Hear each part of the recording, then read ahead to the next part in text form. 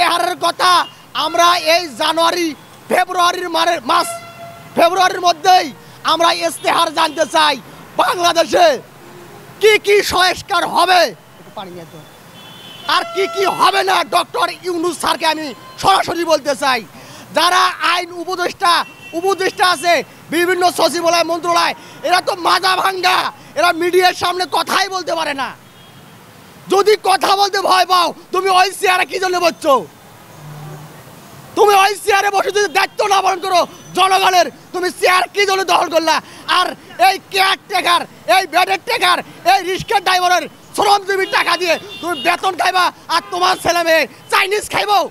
আমরা না খাইয়া মারা দেবো দেশে, এই জন্য উপদেষ্টা বানাইছে। আরে আপনারা ভালো ভাববেন যে শেখ হাসিনা 4 বার ভোট করে টিকতে পারে নাই, যে আপনারা ভোট ছাড়াবিহীন উপদেষ্টা, হয়তো আপনাদের বেশি সময় নাই। জনগণ সব জানি গেছে, সব বুঝে গেছে বাংলাদেশের জনগণ। আমরা গরিবরা ধুকি ধুকি মরতেছি আর আপনারা চাইনিজ খাইতেছেন। 1 লাখ 1.5 লাখ 70,000 টাকা বেতন দিয়ে আপনার ফ্ল্যাট বাড়ি আছে, আপনার বিডব্লিউ গাড়ি আছে, আপনার নিরাপত্তা আছে, আপনি আবার বেতন বাঁধাচ্ছেন অবসর প্রাপ্ত পড়ায়। আমরা যে গরিব নিয়ে কোনো উপদেষ্টা, কোনো মন্ত্রী কোনো কথা বলেছে এই বাংলাদেশে? আমাদের গরিব 1971 সাল থেকে শুরু করে এ পর্যন্ত আমাদের বাংলাদেশে অনেক অধিকার আছে।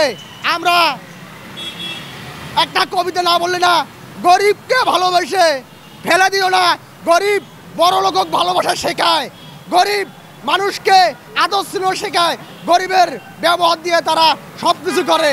কিন্তু বড় লোকেরা আমাদের মন থেকে ভালোবাসে না, কিন্তু ঘৃণা করে। আমরা বুঝতে পারি এই বাংলাদেশে যে বড় লোকেরা আমাদের কতটুকু ঘৃণা করে। যদি 50 টাকার ভাড়া 40 টাকা চাই, তারপরে করে বেড়া তোমার কি গুলশানে বাড়ি আছে? আমাদের কি গুলশানে কোনো বাড়ি আছে?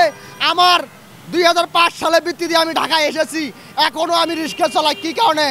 আমি যেমন বিড়ি খাই না, হয়তো একটু পান খাই, একটু চা খাই। যে আমরা এই দেশে যদি অবৈধ কামাই করতাম, আমার এই ঢাকা শহরে 2-4টা বাড়ি থাকতো। কিন্তু আমরা সবসময় কিয়ামতের ভয় করি। আমাদের জন্ম হয়েছে, আমাদের মৃত্যু হবে। আমরা সেই কিয়ামতের মাঠে কিছু আল্লাহর কাছে হিসেব নিকেশ সহজে দিতে পারি, আর ওই কিয়ামতে আমাদের সুখ শান্তি পাই। আমাদের এই তামান্না নিয়ে আমরা ঘুরি।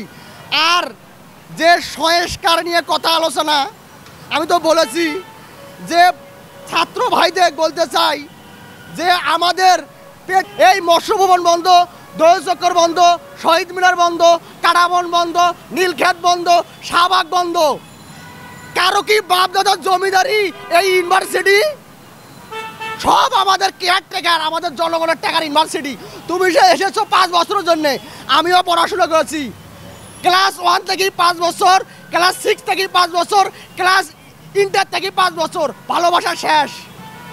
আর তোরা যে জুলুম নির্যাতন করতেছো আমাদের রিক্সার ড্রাইভারও। আমি এই প্রেস ক্লাব থেকে 28